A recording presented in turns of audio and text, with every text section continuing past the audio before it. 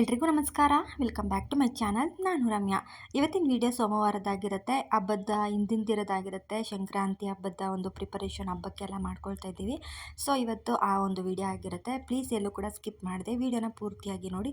In case ಈ video ನಿಮ್ಗೆ ಇಷ್ಟ ಆಯಿತು ಅಂದರೆ ಪ್ಲೀಸ್ ಲೈಕ್ ಮಾಡಿ, ಶೇರ್ ಮಾಡಿ, ಕಮೆಂಟ್ ಮಾಡಿ. ಹಾಗೆ ನಮ್ಮ ಚಾನಲ್ನ ಸಬ್ಸ್ಕ್ರೈಬ್ ಮಾಡ್ಕೊಂಡು ನೋಡಿ. ಹಾಗೆ ಇವಾಗ ನಾವು ಮೊದಲನೇದಾಗಿ ದೇವ್ರ ಮನೆಯನ್ನೆಲ್ಲ ಕ್ಲೀನ್ ಮಾಡ್ಕೊತಾ ಇದ್ವಿ. ಸೊ ಇವಾಗ ದೇವ್ರ ಪಾತ್ರೆನೆಲ್ಲ ತೊಳ್ಕೊಳ್ಳೋದಕ್ಕೆ ಅಂತೇಳಿ ಎಲ್ಲ ಎತ್ತಿಟ್ಕೊತಾ ಇದ್ದೀನಿ. ನಾನಿಲ್ಲಿ ಪಿತಾಂಬ್ರನ ಯೂಸ್ ಮಾಡ್ತಾ ಇದ್ದೀನಿ. ಹುಣಸೆಹಣ್ಣ ನೆನೆಸಿಟ್ಕೊಂಡಿದ್ದೀನಿ ಮೊದಲೇ. ನಾನು ನೆಕ್ಸ್ಟ್ ಇವಾಗ ಪಿತಾಂಬ್ರನ ಒಂದು ಪ್ಲೇಟಿಗೆ ಹಾಕ್ಕೊಂಡು ಇದನ್ನೆಲ್ಲ ನೀಟಾಗಿ ಅಪ್ಲೈ ಮಾಡಿ ಬಿಟ್ಬಿಡ್ತೀನಿ ಪಾತ್ರೆಗಳಿಗೆ. ಒಂದು 10 ನಿಮಿಷ ಬಿಟ್ಟು ನಾವು ತೊಳೆದ್ರೆ ತುಂಬ ನೀಟಾಗಿ ಕ್ಲೀನ್ ಆಗುತ್ತೆ. ಅಷ್ಟೊಂದು ಉಜ್ಜೋ ಅವಶ್ಯಕತೆ ಇರಲ್ಲ. ಸೊ ನಾನು ಯಾವಾಗಲೂ ಇದೇ ಥರ ಕ್ಲೀನ್ ಮಾಡ್ಕೊತೀನಿ. ತುಂಬ ನೀಟಾಗಿನೂ ಕೂಡ ಕ್ಲೀನ್ ಆಗುತ್ತೆ. ಇವಾಗ ನಾನು ಮೊದಲು ಸ್ವಲ್ಪ ನೀರನ್ನೆಲ್ಲ ಚಿಮ್ಕಿಸ್ಕೊಂಡು ಹುಣಸೆ ಹಣ್ಣು ಮತ್ತು ಪಿತಾಂಬ್ರನ ಎರಡೂ ಕೂಡ ಅಪ್ಲೈ ಮಾಡಿ ಬಿಟ್ಬಿಡ್ತೀನಿ. 10 ಮಿನಿಟ್ಸ್ ಬಿಟ್ಟರೆ ಅದು ಚೆನ್ನಾಗಿ ನೀಟಾಗಿ ಅದು ಕಲೆಗಳಿರುತ್ತಲ್ವ ಅದು ಉಜ್ಜಿದ ತಕ್ಷಣವೇ ಹೊರಟೋಗ್ಬಿಡುತ್ತೆ. ಸ್ವಲ್ಪ ಮಧ್ಯೆ ಮಧ್ಯೆ ಚುಕ್ಕಿ ಥರ ಮಾರ್ಕ್ ಕಪ್ಪು ಚುಕ್ಕಿಗಳಾಗಿ ಆಗ್ಬಿಟ್ಟಿರುತ್ತಲ್ವ, ಸೊ ಅದೆಲ್ಲ ನೀಟಾಗಿ ಹೊರಟೋಗುತ್ತೆ. ಅದು ಮಧ್ಯ ಚುಕ್ಕಿ ಅಂದರೆ ನೀರೇನಾರು ಬಿದ್ದಾಗ ಅದು ಚುಕ್ಕಿ ಥರ ಆಗ್ಬಿಟ್ಟಿರುತ್ತೆ. ಸೊ ನಾವು ಈ ಥರ ಅಪ್ಲೈ ಮಾಡಿ ಬಿಟ್ಟಾಗ ಅದೆಲ್ಲ ನೀಟಾಗಿ ಕ್ಲೀನ್ ಮಾಡ್ಕೊಬಿಡ್ಬೋದು ನಾವು. ನಾನು ಪ್ರತಿ ಸಲ ತೊಳಿಬೇಕಾದ್ರೂ ಇದೇ ಥರ ದೇವ್ರ ಪಾತ್ರೆಗಳನ್ನ ತೊಳ್ಕೊತೀನಿ. ಎಮರ್ಜೆನ್ಸಿಗೆ ಇನ್ನೊಂದು ಥರ ಕ್ಲೀನ್ ಮಾಡ್ಕೊತೀನಿ. ತುಂಬ ಕಲೆಗಳಾಗಿದ್ದರೆ ತುಂಬ ಉಜ್ಜೋಕ್ಕಾಗಲ್ಲ ಅನ್ನೋದೇನಾದರೂ ಆಗಿದ್ದರೆ ನಾನು ಇನ್ನೊಂದು ಥರ ಕ್ಲೀನ್ ಮಾಡ್ಕೊತೀನಿ. ಅದೇನಪ್ಪ ಅಂದರೆ ಸ್ವಲ್ಪ ನಿಂಬೆ ಉಪ್ಪು ಹಾಗೆ ಸ್ವಲ್ಪ ಏನಾದರೂ ಲಿಕ್ವಿಡ್ ಇರುತ್ತೆ ನೋಡಿ ಪಾತ್ರೆ ವಾಶ್ ಮಾಡೋದು, ಅದನ್ನು ಸೇರಿಸ್ಕೊಂಡು ಮಿಕ್ಸ್ ಮಾಡಿ ಮಾಡ್ಕೊಳ್ಳೋದು. ಆಲ್ರೆಡಿ ಶೇರ್ ಮಾಡಿದ್ದೀನಿ, ಯೂಟ್ಯೂಬಲ್ಲಿ ಚೆಕ್ ಮಾಡಿ. ತುಂಬ ಅದು ಕೂಡ ಸುಲಭವಾಗಿ ಮಾಡ್ಕೋಬೋದು. ಹಾಗೆ ಇವಾಗ ನಾನು ಪಾತ್ರೆನೆಲ್ಲ ನೀಟಾಗೆಲ್ಲ ಅಪ್ಲೈ ಮಾಡಿ ಬಂದೆ. ಇವಾಗ ಈಗ ನನ್ನ ತಂಗಿನೂ ಅಷ್ಟೇ ದೇವ್ರ ಮನೆ ಎಲ್ಲ ಕ್ಲೀನ್ ಮಾಡ್ಕೊತಾ ಇದ್ದಾಳೆ, ಎಲ್ಲನೂ ಒರೆಸ್ಕೊಂಡು. ದೇವ್ರ ಮನೆ ಬಾಗಿಲುಗಳು ಹಾಗೆ ಬೆಲ್ಲಿರುತ್ತೆ ನೋಡಿ, ಅದು ಎಷ್ಟು ಕ್ಲೀನ್ ಮಾಡಿದ್ರೂ ಅದು ಎಣ್ಣೆ ಜಿಡ್ಡು ಥರ ಆಗಿಬಿಡ್ತಾ ಇರುತ್ತೆ. ನಾರ್ಮಲಾಗಿ ನಾವು ವಾರನೂ ಕ್ಲೀನ್ ಮಾಡ್ಕೊತಾ ಇರ್ತೀವಿ, ಆದ್ರೂ ಈ ಹಬ್ಬ ಹಡಿಗಳಿಗೆ ಡೀಪ್ ಕ್ಲೀನ್ ಮಾಡ್ಕೊಳ್ಬೇಕಾಗತ್ತಲ್ವ. ಸೊ ನೀಟಾಗಿ ಒಂದು ಕಡೆಯಿಂದ ಕ್ಲೀನ್ ಮಾಡಿದ್ರೆ ಮನಸ್ಗೂ ಕೂಡ ಸಮಾಧಾನ ಆಗುತ್ತೆ. ಇದೊಂದೇನೋ ಒಂಥರ ಅನ್ನಿಸ್ತಾ ಇರುತ್ತೆ. ಸೊ ಇವಾಗ ನೆಕ್ಸ್ಟು ಪಾತ್ರೆಗಳನ್ನೆಲ್ಲ ತೊಳ್ಕೊತಾ ಇದ್ದೀನಿ. 10 ನಿಮಿಷ ಆಗಿತ್ತು. ಇವಾಗ ನೋಡ್ತಾ ಇರ್ಬೋದು ನೀವು ಎಷ್ಟು ಬೇಗ ಅದು ಕಲೆಗಳೆಲ್ಲ ಹೋಗ್ಬಿಡುತ್ತೆ ನೋಡಿ. ಸುಮ್ಮನೆ ಜಸ್ಟ್ ಉಜ್ಜಿದ್ರೆ ಸಾಕು, ಅದೆಲ್ಲ ಹೋಗ್ಬಿಟ್ಟಿರುತ್ತೆ. ಸೊ ಈ ರೀತಿ ಮಾಡ್ಕೊಳ್ಳೋದು ಈಸಿಯಾಗಿ ಮಾಡ್ಕೋಬೋದು. ಸುಮ್ಮನೆ ನಾವು ತಕ್ಷಣವೇ ಅಪ್ಲೈ ಮಾಡಿ ಉಜ್ಕೊಂಡ್ರೆ ಪಾತ್ರೆಗಳಲ್ಲಿ ಕಲೆಗಳಷ್ಟು ಬೇಗ ಹೋಗಲ್ಲ. ಒಂದು 10 ನಿಮಿಷನಾದರೂ ನೆನೆಸಿ ಈ ರೀತಿ ಉಜ್ಕೊಂಡ್ರೆ ತುಂಬ ಚೆನ್ನಾಗಿ ಒಂದು ಕಲೆಗಳೆಲ್ಲ ಹೋಗ್ಬಿಟ್ಟಿರುತ್ತೆ. ಅಲ್ಲಿ ನೋಡ್ತಾ ಇರ್ಬೋದು ನೀವು, ಒಂದು ಚುಕ್ಕಿನೂ ಸಹ ಇಲ್ಲ, ಅಷ್ಟು ನೀಟಾಗಿ ಕಲೆಗಳೆಲ್ಲ ಹೋಗ್ಬಿಟ್ಟಿದೆ. ತಕ್ಷಣವೇ ಹುಣಸೆಹಣ್ಣು ಹಾಕಿ ತೊಳ್ಕೊಳ್ಳೋದ್ರಿಂದ ಅಷ್ಟೊಂದು ಜಿಡ್ಡು ಹೋಗಲ್ಲ, ಆ ಕಲೆಗಳು ಕೂಡ ಹೋಗಲ್ಲ. 10 ನಿಮಿಷನಾದರೂ ಬಿಟ್ಟು ನಾವು ತೊಳ್ಕೊಂಡ್ರೆ ನೋಡ್ತಾ ಇರ್ಬೋದು ಇಲ್ಲಿ ಎಷ್ಟು ನೀಟಾಗಿ ಕಲೆಗಳೆಲ್ಲ ಹೋಗ್ಬಿಟ್ಟಿದೆ ಅಂತ. ತುಂಬ ಚೆನ್ನಾಗೂ ಇದೆ.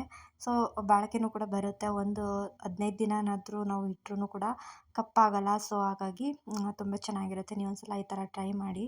ಇವಾಗ ಇದೇ ಥರ ಎಲ್ಲ ಪಾತ್ರೆಗಳನ್ನು ಕೂಡ ತೊಳ್ಕೊಂಡೆ.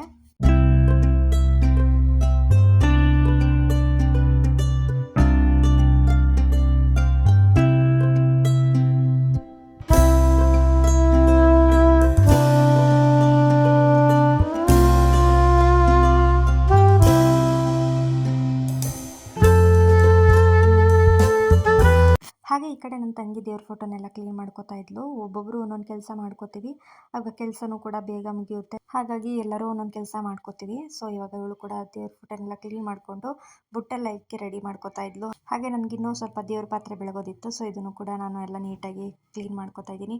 ಇದು ಬೆಳ್ಳಿದು ಇರುತ್ತೆ ನೋಡಿ, ಬೆಳ್ಳಿ ಬಟ್ಲುಗಳೆಲ್ಲ. ಸೊ ಇದ್ರಲ್ಲೂ ಅಷ್ಟೇ ತುಂಬಾ ಕಲೆಗಳಾಗ್ಬಿಟ್ಟಿರುತ್ತೆ. ಇದನ್ನು ಅಷ್ಟೇ ಒಂದು 10 ನಿಮಿಷ ನೆನೆಸಿ ನಾವು ತೊಳ್ಕೊಳ್ಳೋದ್ರಿಂದ ಇಲ್ಲಿ ನೋಡ್ತಾ ಇರ್ಬೋದು ಅಷ್ಟೊಂದೆಲ್ಲ ಕಪ್ಪಿಲ್ಲ, ತುಂಬಾ ಬ್ಲ್ಯಾಕ್ ಆಗಿಬಿಟ್ಟಿತ್ತು. ಜಾಸ್ತಿ ದಿನ ಇಟ್ಟರೆ ಅದು ಎಣ್ಣೆ ಜಿಡ್ಡಿಗೂ ಅದಕ್ಕೂ ತುಂಬ ಬ್ಲ್ಯಾಕ್ ಆಗಿಬಿಟ್ಟಿರುತ್ತೆ. ಸೊ ಹಾಗಾಗಿ ನೆಕ್ಸ್ಟ್ ಇಲ್ಲಿ ತಟ್ಟೆ ನೋಡ್ತಾ ಇರ್ಬೋದು, ತಟ್ಟೆನ ಆಲ್ರೆಡಿ ನಾನು ತೊಳೆದಿದ್ದೆ. ಇನ್ನೊಂದು ಸ್ವಲ್ಪ ಅದಕ್ಕೆ ಪಿತಾಂಬ್ರನ ಸೇರಿಸ್ಕೊಂಡು ಈ ರೀತಿ ನೀಟಾಗಿ ತೊಳ್ಕೊಂಡ್ರೆ ಅದಕ್ಕೆ ಎಷ್ಟು ದಿನ ಆದ್ರೂ ಕೂಡ ಅದು ಕಪ್ಪಾಗಲ್ಲ, ಅಷ್ಟು ನೀಟಾಗಿರುತ್ತೆ. ಚುಕ್ಕಿ ಇರುತ್ತೆ ನೋಡಿ, ಅದು ಕೂಡ ಹೊರಟೋಗ್ಬಿಟ್ಟಿರುತ್ತೆ. ನಾವು ಒಂದೇ ಸತಿ ತೊಳೆದ್ರೆ ಅದು ಹೋಗಲ್ಲ. 1-2 ಸಲಿನಾದರೂ ಈ ರೀತಿ ತೊಳ್ಕೊಂಡಿಟ್ರೆ ಅವಾಗ ನೀಟಾಗಿ ಅದು ಕಲೆಗಳೆಲ್ಲ ಹೋಗ್ಬಿಟ್ಟಿರುತ್ತೆ. ಸೊ ಹಾಗಾಗಿ ನಾನು ಈ ಥರ ಮಾಡ್ಕೋತಾ ಇದ್ದೀನಿ.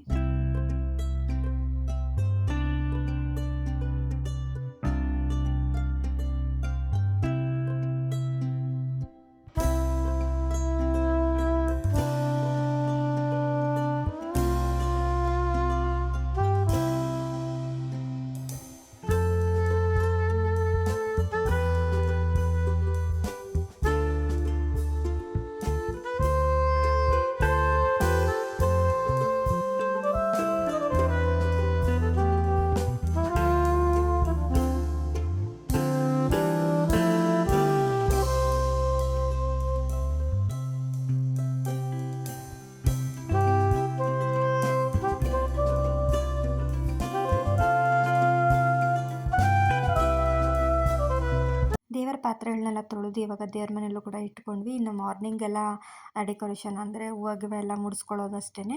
ಸೊ ಈ ಒಂದು ಹಿಂದಿನ ದಿನವೇ ನಾವು ಮಾಡ್ಕೊಬಿಟ್ರೆ ಸ್ವಲ್ಪ ಅನುಕೂಲ ಆಗುತ್ತೆ. ಹಾಗೆ ಸ್ವಲ್ಪ ಎಳ್ಳು ಬೆಲ್ಲ ತುಂಬುವುದಿತ್ತು, ಅದನ್ನು ಕೂಡ ಪ್ಯಾಕ್ ಮಾಡ್ಕೋತಾ ಇದ್ದೀವಿ ಎಲ್ಲರೂ ಬಂದವರಿಗೆ ಕೊಡೋದಕ್ಕೆ. ನಮ್ಮ ಮನೆಯಲ್ಲಿ ಎಳ್ಳು ಬೆಲ್ಲ ಬೀರೋ ಪದ್ಧತಿ ಇಲ್ಲ. ಸೊ ಬಂದವರಿಗೆ ಕೊಡೋದಕ್ಕೆ, ಆಮೇಲೆ ಹೋಟೆಲ್ ಇಟ್ಟಿದ್ದೀವಲ್ವ, ಸೊ ಅಲ್ಲಿರೋ ಬಂದವರಿಗೆ ಕೊಡೋದಕ್ಕೆ ಅಂತ ನಮ್ಮ ಮನೇಲಿ ಇವಾಗ ಇದೆಲ್ಲ ಪ್ಯಾಕ್ ಮಾಡ್ಕೋತಾ ಇದ್ದೀವಿ.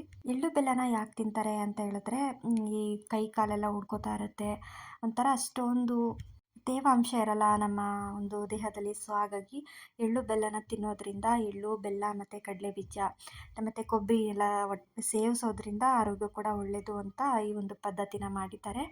ಹಿರೀಕರು ಏನೇ ಒಂದು ಮಾಡಿದ್ರು ಅದರಲ್ಲಿ ಏನೋ ಒಂದು ಇರುತ್ತೆ ಅನ್ನೋದು ತಿಳ್ಕೊಬೇಕಷ್ಟೇ ನಾವು. ಇದು ಯಾಕೆ ಮಾಡ್ತಾರೆ, ಅದು ಯಾಕೆ ಮಾಡ್ತಾರೆ ಅನ್ನೋ ಒಂದು ಪ್ರಶ್ನೆ ಅಲ್ಲ. ಅವ್ರು ಏನೇ ಒಂದು ಮಾಡಿದ್ರು ಕೂಡ ನಮ್ಮ ಒಂದು ಒಳ್ಳೆಯದಕ್ಕೇನೆ ಅಂತ ನಾವು ಅಂದ್ಕೋಬೇಕು. ಹಿಂದಿನ ಕಾಲದಲ್ಲೆಲ್ಲ ತುಂಬಾ ಚೆನ್ನಾಗಿ ಹಬ್ಬಗಳನ್ನ ಮಾಡ್ತಾಯಿದ್ರು. ಸೊ ಹಳ್ಳಿಗಳ ಕಡೆ ಅಂತೂ ತುಂಬ ಚೆನ್ನಾಗಿ ಮಾಡ್ತಾರೆ ಹಬ್ಬನ. ಹಸು ಕೊಂಬುಗಳಿಗೆಲ್ಲ ಬಣ್ಣ ಹಚ್ಚಿ ತುಂಬ ಚೆನ್ನಾಗಿ ಮಾಡ್ತಾರೆ. ಅದು ನೋಡೋದಕ್ಕಂತೂ ಎರಡು ಕಣ್ಣು ಸಾಲಲ್ಲ. ಸೊ ಸಿಟಿ ಕಡೆ ಎಲ್ಲ ಅಷ್ಟೊಂದು ಅದು ಗ್ರ್ಯಾಂಡಾಗೇನು ಮಾಡೋದಿಲ್ಲ. ಇಲ್ಲಿ ನೋಡ್ತಾ ಇರ್ಬೋದು, ನಮ್ಮ ಪಾಪುನು ಪ್ಯಾಕ್ ಮಾಡ್ತೀನಿ ಅಂತ ಅವನು ತುಂಬ್ತಾ ಇದ್ದಾನೆ. ಹಾಗೇ ಸ್ವಲ್ಪ ಎಲ್ಲ ತೋರಣ ಕಟ್ಕೊಳ್ಳೋದಿತ್ತು, ಅದನ್ನು ಕೂಡ ಎಲ್ಲ ಕಟ್ಕೊಳ್ಳೋದಕ್ಕೆ ಎಲ್ಲ ರೆಡಿ ಮಾಡ್ಕೊತಾ ಇದ್ದೀವಿ ಇವಾಗ. ಆಲ್ಮೋಸ್ಟ್ ಎಲ್ಲರೂ ಇದೇ ಥರ ಹಬ್ಬ ಮಾಡ್ತೀರಾ ಅಂತ ಅಂದ್ಕೊಂಡಿದ್ದೀನಿ. ಹಾಗೆ ಎಲ್ಲ ಹಿಂದಿನ ದಿನವೇ ಮಾಡಿ ಇಟ್ಕೊಂಡ್ರೆ ನಮಗೂ ಕೂಡ ಅನುಕೂಲ ಅಲ್ವಾ. ಮಾರ್ನಿಂಗ್ ಎದ್ದ ತಕ್ಷಣವೇ ನಾವು ಪೂಜೆಗೆ ಶುರು ಮಾಡ್ಕೋಬೋದು. ಎಲ್ಲ ನಾಳೆಗೆ ಮಾಡಬೇಕು ಅಂತಂದರೆ ಕಷ್ಟ ಆಗುತ್ತೆ ಅಲ್ವಾ. ಸೊ ಹಾಗಾಗಿ ಅರ್ಧ ಕೆಲಸ ನಾವು ಮುಗಿಸ್ಕೊಂಡ್ರೆ ಮಾರ್ನಿಂಗ್ ಟೈಮಲ್ಲಿ ನಾವು ಬೇಗ ಎದ್ದು ಪೂಜೆನೂ ಮಾಡ್ಕೋಬೋದು. ಹಾಗೆ ಇಲ್ಲಿ ನೋಡ್ತಾ ಇರ್ಬೋದು, ನನ್ನ ಹಸ್ಬೆಂಡು ಕೂಡ ತೋರಣ ಎಲ್ಲ ಕಟ್ಕೊಡೋದಕ್ಕೆ ಸಪೋರ್ಟ್ ಮಾಡ್ತಿರ್ತಾರೆ. ಒಬ್ಬೊಬ್ಬರು ಒಂದೊಂದು ಕೆಲಸ ಮಾಡ್ಕೊಂಡು ಮಾಡಿದ್ರೆ ತುಂಬಾ ಚೆನ್ನಾಗಿರುತ್ತೆ. ಎಲ್ರಿಗೂ ಒಬ್ರಿಗೊಬ್ರು ಸಪೋರ್ಟ್ ಮಾಡಿಕೊಂಡು, ಒಬ್ರಿಗೊಬ್ರು ಅರ್ಥ ಮಾಡಿಕೊಂಡು, ಒಂದು ಕುಟುಂಬ ಅಂತಂದರೆ ಎಲ್ಲರೂ ಸೇರ್ಕೊಂಡು ಮಾಡಿದ್ರೇ ಆ ಒಂದು ಹಬ್ಬ ಹಡಿಗಳಿಗೆ ಕಳೆ ಬರೋದು ಅಂತಲೇ ಹೇಳ್ತೀನಿ.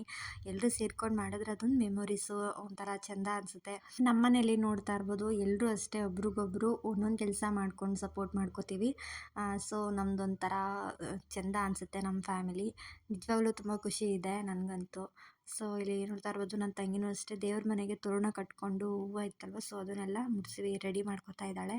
ಹಬ್ಬ ಅಂದರೆ ಹಿಂದಿನ ದಿನ ಎಷ್ಟು ಕೆಲಸಗಳಿರುತ್ತೆ ನೋಡಿ. ಇನ್ನೂ ಗ್ರ್ಯಾಂಡಾಗಿ ಮಾಡ್ತಾರೆ ನೋಡಿ, ಅಂಥವ್ರಿಗಂತೂ ತುಂಬಾ ಕಷ್ಟ ಇರುತ್ತೆ. ಎಲ್ಲ ಮನೆಯೆಲ್ಲ ಡೀಪ್ ಕ್ಲೀನ್ ಮಾಡ್ಕೋಬೇಕು, ಬಾಡಿಗೆ ನೆಂಟ್ರನ್ನೆಲ್ಲ ಕರಿಬೇಕು, ತುಂಬಾ ರಿಸ್ಕ್ ಇರುತ್ತೆ. ಸೊ ನಮ್ಮ ಮನೇಲಿ ಅಂದರೆ ಸಿಂಪಲಾಗಿ ಮಾಡ್ಕೋತಾ ಇದ್ದೀವಿ. ಸೊ ನಾವು ಹೋಟೆಲ್ ಇಟ್ಟಿರೋದ್ರಿಂದ ನಮ್ಗೆ ಎಷ್ಟು ಸಾಧ್ಯನೋ ಅಷ್ಟು ನಾವು ಮಾಡ್ಕೋತೀವಿ ಅಷ್ಟೇ. ಹಾಗೆ ಇಲ್ಲಿ ಬಣ್ಣಗಳನ್ನ ಕಲಿಸ್ಕೊತಾ ಇದ್ದೀನಿ ರಂಗೋಲಿಗೆ ಹಾಕಬೇಕು ಅಂತ. ಸೊ ಇದನ್ನೆಲ್ಲ ಕಲಸಿ ಈ ರೀತಿ ಇಟ್ಕೊಬಿಟ್ರೆ ನಾವು ರಂಗೋಲಿ ಹಾಕಬೇಕಾದ್ರೆ ಈಸಿ ಅನಿಸುತ್ತೆ. ನಾನು ಈ ರೀತಿ ಎಲ್ಲ ಕಲಿಸ್ಕೊಂಡು ಒಂದು ಕವರ್ಗೆ ಹಾಕ್ಕೊಂಡು ಇಟ್ಕೊಬಿಟ್ಟಿರ್ತೀನಿ.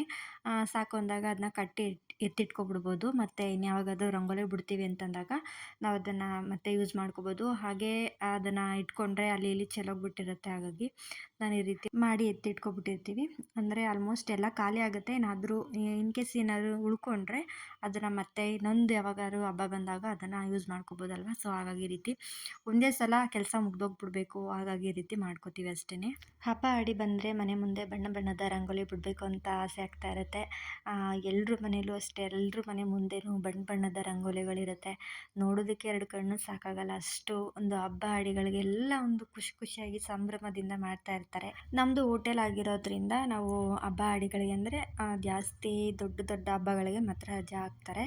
ಇನ್ನು ಉಳಿದಿದ್ದ ದಿನಗಳಿಗೆ ನಾವು ರಜೆ ಹಾಕೋದಕ್ಕೆ ಹೋಗಲ್ಲ. ಅಮ್ಮ ಯಾಕೆ ಅಂತಂದರೆ ತುಂಬ ಜನ ಹೋಟೆಲ್ನ ನಂಬ್ಕೊಂಡು ಬಂದಿರ್ತಾರೆ, ತುಂಬ ದೂರದಿಂದ ಬಂದಿರ್ತಾರೆ ಹೋಟೆಲ್ಗೆ. ಸೊ ಅವ್ರಿಗೆಲ್ಲ ಹಸ್ಕೊಂಡು ಬಂದಿರ್ತಾರೆ, ನಮ್ಮ ಹೋಟೆಲಿನ ರಜೆ ಹಾಕಿರೋದು ನೋಡಿ ಬೇಜಾರಾಗಿ ಹೋಗ್ತಾರೆ. ಸೊ ಅವ್ರಿಗೋಸ್ಕರನಾದರೂ ನಾವು ಹೋಟ್ಲು ಮಾಡಲೇಬೇಕು ಅಂತ ಹಬ್ಬಗಳಿಗೂ ಕೂಡ ಒಂದೊಂದು ಸಲ ತೆಗಿತಾರೆ.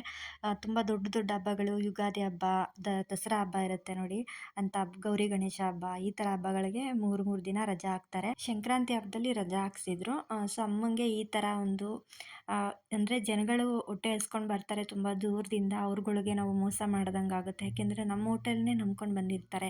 ಸೊ ಅದಕ್ಕೋಸ್ಕರನಾದರೂ ನಮಗೆ ಎಷ್ಟೇ ಕಷ್ಟ ಆದ್ರೂ ನಾವು ಹೋಟೆಲ್ ಮಾಡೋಣ ಅಂತಲೇ ಹೇಳ್ತಾರೆ ನಮಗೆ. ಬಣ್ಣಗಳನ್ನೆಲ್ಲ ಇವಾಗ ನಾನು ರಂಗೋಲಿಗೆ ಮಿಕ್ಸ್ ಮಾಡಿ ಎತ್ತಿಟ್ಕೊಂಡೆ. ಮಾರ್ನಿಂಗ್ ಬಿಟ್ಕೊಳ್ಳೋಣ ಅಂತ ಸುಮ್ಮನೆ ಆದ್ವಿ. ಇವಾಗಲೇ ಬಿಡಬೇಕು ಅಂತ ಅಂದ್ಕೊಂಡ್ರಿ, ಆದರೆ ತುಂಬ ಲೇಟ್ ಆಗಿತ್ತು. ಹಾಗಾಗಿ ಮಾರ್ನಿಂಗ್ ಎದ್ದ ತಕ್ಷಣ ಬಿಟ್ಕೊಳ್ಳೋಣ ಅಂತ ಹಾಗೆ ಇಟ್ಟೆ. ಇವಾಗ ನೆಕ್ಸ್ಟು ನೈಲ್ ಪಾಲಿಶ್ ಎಲ್ಲ ಹಾಕ್ಕೊಳ್ಳೋಣ ಕೈಗೆ ಅಂತ, ಇನ್ನು ಮಾರ್ನಿಂಗ್ ಎಲ್ಲ ಆಗಲ್ಲ ಅಂತ ಇವಾಗಲೇ ಹಾಕೋತಾ ಇದ್ದೀವಿ. ನನ್ನ ಮಗಳಿಗೆ ನಾನೊಂದು ಕೈ, ನನ್ನ ತಂಗಿ ಒಂದು ಕೈ, ಇಬ್ಬರು ಒಂದೊಂದು ಕೈಗೆ ಹಾಕ್ಕೊಡ್ತಾ ಇದ್ದೀವಿ. ಅವಳಿಗೂ ಫುಲ್ ಖುಷಿ ಆಯಿತು. ಅವಳು ಹಾಕ್ಕೊಂಡು ಹೋಗೋ ಆಗಿಲ್ಲ, ಸ್ಕೂಲಲ್ಲಿ ಬೈತಾರೆ ಅಂತ ಹೇಳ್ತಾರೆ.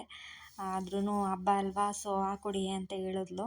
ನಾನೆಲ್ಲ ಕ್ಲೀನ್ ಮಾಡಿಕೊಡ್ತೀನಿ ಹಾಕ್ಕೊಡಿ ಅಂತ ಹೇಳಿದ್ಲು. ಸೊ ಹಾಗಾಗಿ ಆಕೆ ಹೆಣ್ಮಕ್ಳಿಗೆಲ್ಲ ಈ ರೀತಿ ಹಬ್ಬ ಹಡಿಗಳಿಗೆ ಕೈಗೆ ಬಣ್ಣ ಹಾಕ್ಕೊಳ್ಳೋದು, ಮೆಹಂದಿ ಹಾಕೋದೆಲ್ಲ ಚೆನ್ನಾಗಿರುತ್ತೆ. ಹಾಗಾಗಿ ನೈಲ್ ಪಾಲಿಷ್ನ ಹಾಕ್ಕೊಟ್ವಿ. ಹಾಗೆ ನನ್ನ ತಂಗಿನೂ ಕೂಡ ನನ್ನ ಕೈಗೆ ನೈಲ್ ಪಾಲಿಶ್ ಹಾಕ್ಕೊಡ್ತಾ ಇದ್ಲು.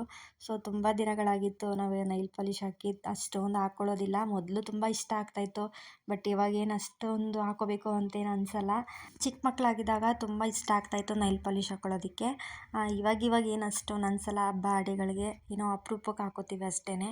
ಸೊ ನಮ್ಮ ಒಂದು ಸಂಕ್ರಾಂತಿ ಹಬ್ಬದ ಹಿಂದಿನ ದಿನ ಹೀಗಾಗಿತ್ತು. ತುಂಬ ಲೇಟ್ ಆಯಿತು ವೀಡಿಯೋ ಅಪ್ಲೋಡ್ ಮಾಡೋದಕ್ಕೆ. ಯಾಕೆಂದರೆ ಕೆಲಸಗಳಿರುತ್ತೆ, ವೀಡಿಯೋ ಎಡಿಟ್ ಮಾಡಿ ವಾಯ್ಸ್ ಓವರ್ ಕೊಟ್ಟು ಅಪ್ಲೋಡ್ ಮಾಡೋದು ತುಂಬಾ ಲೇಟ್ ಆಗೋಗುತ್ತೆ. ಸೊ ಹಾಗಾಗಿ ಅಷ್ಟೇ. ನನ್ನ ಮಗಳು ನೋಡಿ ಇಲ್ಲಿ ನನ್ನ ಕಾಲಿಗೂ ನೈಲ್ ಪಾಲಿಶ್ ಹಾಕ್ಕೊಡ್ತಾ ಇದ್ದಾಳೆ. ಅವಳಿಗೆ ತುಂಬ ಇಷ್ಟ ಈ ರೀತಿ ಎಲ್ಲ ಮಾಡೋದಕ್ಕೆ. ಈ ವಿಡಿಯೋ ನಿಮ್ಗೆ ಇಷ್ಟ ಆದರೆ ಲೈಕ್ ಮಾಡಿ, ಶೇರ್ ಮಾಡಿ, ಕಮೆಂಟ್ ಮಾಡಿ. Thank you for watching.